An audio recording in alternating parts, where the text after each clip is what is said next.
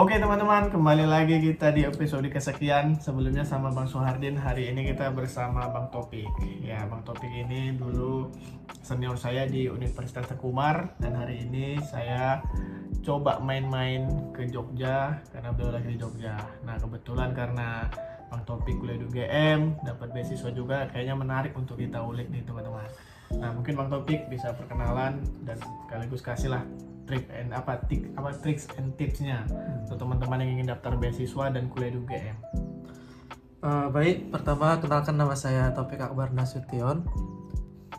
Saya berasal dari Sumatera Utara dan sekarang saya sudah menetap di Aceh, dan saya juga kuliah di Yogyakarta, tepatnya di Universitas Gadjah Mada. Baru lulus Bang ya? Iya, alhamdulillah baru lulus dengan program studi Magister Teknik Industri. Jadi Bang, apa sih sebenarnya? Kan UGM tuh brandingnya keren tuh Bang ya. Apa sih sebenarnya yang buat Abang sendiri tertarik dengan UGM? Kenapa sih harus Abang pilih UGM? Iya. Sebelum saya memutuskan untuk lanjut lagi S2, sebelumnya saya sudah bekerja. Oh, pernah bekerja? Ya. Ya. Sebelumnya saya sudah kerja di kampus saya sendiri di UTU, dan setelah 2 tahun lebih saya memutuskan untuk daftar LPDP. LPDP? Ya, beasiswa LPDP, karena LPDP itu merupakan wadah bagi kita seluruh masyarakat Indonesia untuk bisa mengenyam pendidikan yang lebih tinggi. Nah, dengan LPDP itu kita yang dari kampung bisa mewujudkan impian kita ke daerah yang kita inginkan. Kebetulan saya sendiri kenapa memilih Jogja, khususnya UGM? Karena menurut saya sendiri UGM merupakan kampus impian dari dulu. Oh, ada memang udah dreamnya di situ Bang ya? Iya, karena UGM kan siapa sih yang nggak tahu dengan UGM ya kan? Dengan akreditasinya yang unggul, alumninya yang udah menyebar seluruh Indonesia. Nah, tentunya mungkin dengan kotanya salah satunya. Karena Kenapa kota Jogja? ya, mungkin sebagian orang pasti beranggapan kota Jogja itu kota yang penuh dengan kenangan ya bagi yang udah kesini. Dan banyak juga yang berpendapat bahwa kota Jogja itu biaya hidup murah. Biaya hidup murah. Iya. Berarti Abang jurusan apa di UGM? Iya, saya jurusan Teknik Industri. Oh, Teknik Industri. Ya. Jadi kan kalau kita lihat Bang, kan UGM itu memang kampus apa ya? UGM ditambah Jogja kota pelajar, tentu ada hal yang membuat Abang harus mungkin struggle lagi, atau mungkin karena kita dulu di dunia Abang sebelum ini kan bekerja. Nah, jadi kan Abang kembali ke dunia akademis, tentu lebih berat. Apa yang membuat Abang agak sedikit berat lah Bang? Mungkin hal-hal cerita menarik itu. Iya, awalnya saya sampai di Jogja ini, saya jujur nih, saya shock. Shocknya karena? Shocknya bukan karena budaya, bukan karena lingkungan, tapi dengan suasana kampus. Dan saya sendiri yang berasal dari kita ya, yang berasal dari daerah ini, dengan budaya belajarnya sangat berbeda jauh. Jauh banget. Jadi apalagi saya sudah kerja kan, jadi kita kerja cuma dari pagi sampai sore. Terus kalau pulang ke kosan udah malam, udah gak mikir lagi nih, istirahat, tugas. Tiba-tiba saya dihadapkan dengan kondisi yang wah, sangat banyak banget tugas. Apalagi saya kami di Teknik Industri semester ini kami diikutkan untuk ambil martikulasi. Jadi total. Apa tuh martikulasi Bang? Jadi martikulasi itu tujuannya untuk menyetarakan keilmuan. Jadi di program studi saya sendiri, mahasiswanya itu berasal dari beberapa program studi. Ada dari matematika, teknik mesin, teknik kimia. Jadi biar sama, diadakan martikulasi.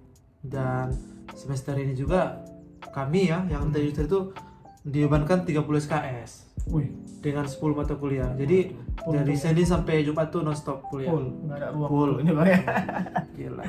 Iya. Tapi yang namanya proses ya harus kita jalani, harus kita nikmati, dan sejalan dengan waktu udah mulai menyesuaikan Bang ya. Berarti budaya yang dulu mungkin lebih santai di sini lebih ngebut Bang ya. Ya banget. Kalau istilahnya kawan-kawan saya di sini jalan kaki, saya harus berlari.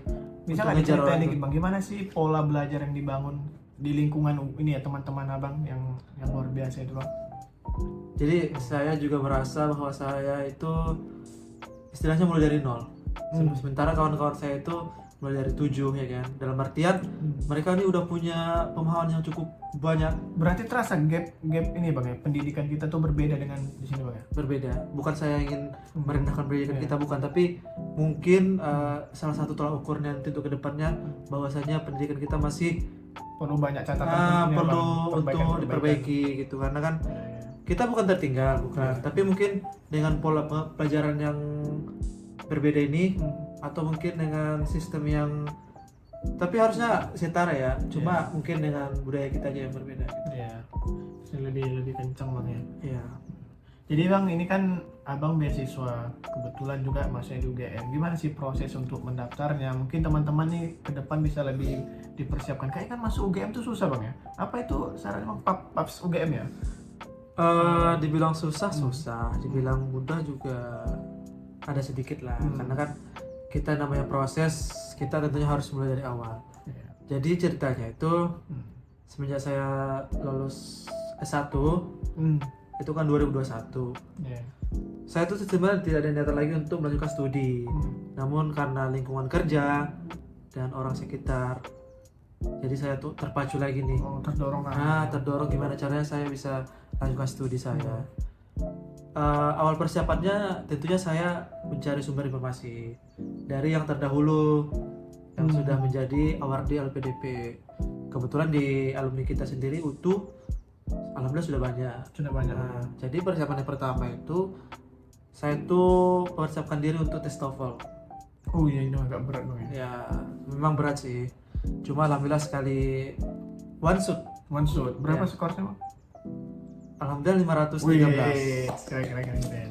Tapi itu mungkin salah satu usaha ya, karena saya juga terus belajar, bukan cuma untuk di pelajaran, tapi saya giatnya itu sering nonton YouTube, karena di YouTube itu kita bukan cuma untuk melihat, tapi kita bisa mendengar dan bisa memahami tanpa harus kita menulis lagi. Berarti nggak pernah untuk ikut apa bang? Tes apa namanya? Join les gitu? Nggak. Klub nggak pernah. Only dari YouTube. YouTube. Keren. Ya. Nah setelah tes TOEFL bang? Setelah tes TOEFL mungkin persiapan administrasi. Itu yang kebanyakan ini bang ya, salah di YouTube. Nah iya, mungkin tips dan triknya itu mungkin nanti kita bisa di next episode ya. Iya betul. Karena panjang banget untuk bahas kayak ADM-nya gitu. Yang penting sebelum kita submit kita harus periksa dulu lebih dahulu. Yakinkan semua pas bang ya. Esainya. Nanti setelah kita lolos ADM, itu next tahap selanjutnya itu kalau kita mendaftarnya itu tanpa LOA, kita bakal ikut namanya tes bakat skolastik. Nah tes bakat skolastik ini hampir 11-12 kayak tes CPNS. Jadi tingkat kesulitannya lumayan bang ya. Iya. Dan alhamdulillah abang lulus juga. Berarti hampir jalan abang tuh aman-aman aja bang ya? Iya. Gak ada kendala ya? Ya mungkin bagi orang enak, tapi bagi saya sendiri itu agak struggle. Ya struggle. Di UGM-nya bang? Nah setelah saya nyatakan lulus dan penerima. Itu berarti dia prosesnya beasiswa dulu baru kampus atau kampus dulu beasiswa? Kalau saya pendaftarnya itu tanpa LOA. Tanpa LOA. Jadi saya ikuti semua tahapan di LPDP sampai setelah lulus tahap bakat skolastik itu nanti bakal diurusan lagi ke bakat ketiga, yaitu tes tahap ketiga itu ujian substansi itu wawancara. Itu wawancara. Ya, wawancaranya oleh 3 pewawancara dari LPDP, ada ahli psikolog, ada ahli tentang apa yang mau kita tuju nanti. Bidang kita tuh bang. Iya. Nah, setelah saya lulus LPDP, barulah saya memilih kampus, mencari LOA. Di bebas kampus mana aja? Kebetulan di pendaftaran LPDP saya ada 3 kampus yang saya pilih. Yang pertama ITS Surabaya, yang kedua UGM, yang ketiga UI. Iya. Berarti tes di UGM langsung lulus bang ya? Iya, alhamdulillah tes di UGM lulus. Di tes UGM juga agak susah ya, karena kami untuk mendapatkan LOA itu banyak tahapan juga. Itu agak susah juga proses masuk UGM bang ya? Kita harus mempunyai yang namanya TPA. Ya, tes potensi akademik. Itu skornya minimal 500.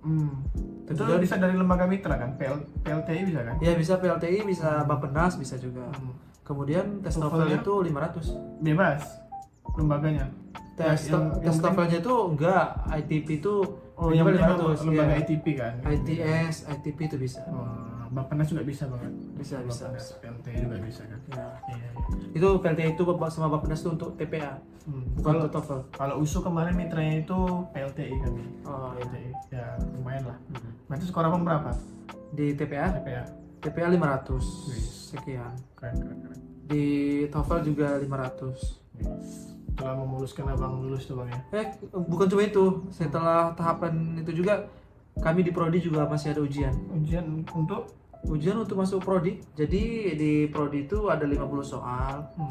Masing-masing soal itu semua tuh hitung-hitung. Namanya teknik ya. Berarti lulus kampus, lulus Prodi lagi? Jadi kampus itu sekalian Prodi juga. Include sama Prodi. Iya. Prodi ada nambah tes tambahan. Ya, tapi Bang? nggak semua Prodi mengadakan Tes tambahan gitu ya. Seperti itu. Sesuai dengan Prodi ini aja yang Iya. yang menentukan gitu bang. Iya, makanya kami diikutkan lagi untuk artikulasi. Iya, keren. Nah terakhir nih bang, untuk teman-teman yang mungkin sedang ini scholarship hunter istilahnya bang ya. Ya. Kasihlah dulu sedikit wejangan bang dari pengalaman abang. Mungkin untuk teman-teman semua yang saya ingin pesankan, yang utama itu kita harus punya niat dulu memang. Karena dengan niat itu kita mungkin punya rasa tanggung jawab untuk mencapai apa yang kita inginkan, apa yang kita wujudkan nantinya ke depannya. Terus yang tips yang paling utama itu jangan sungkan untuk bertanya, karena dengan bertanya kita bakal dapat informasi yang lebih dari apa yang kita ketahui sendiri. Karena pengalaman itu tentunya lebih berharga daripada apa yang kita jalani nanti untuk kalau sendiri ya. Ya gitu. Keren. Oke, terima kasih Bang Topik. Satu mahasiswa UGM yang baru lulus juga dapat beasiswa. Kebetulan kami sama juga tahun masuknya. Cuman saya lulusnya di USU dengan beasiswa Kominfo. Oke teman-teman, tunggu episode kita selanjutnya.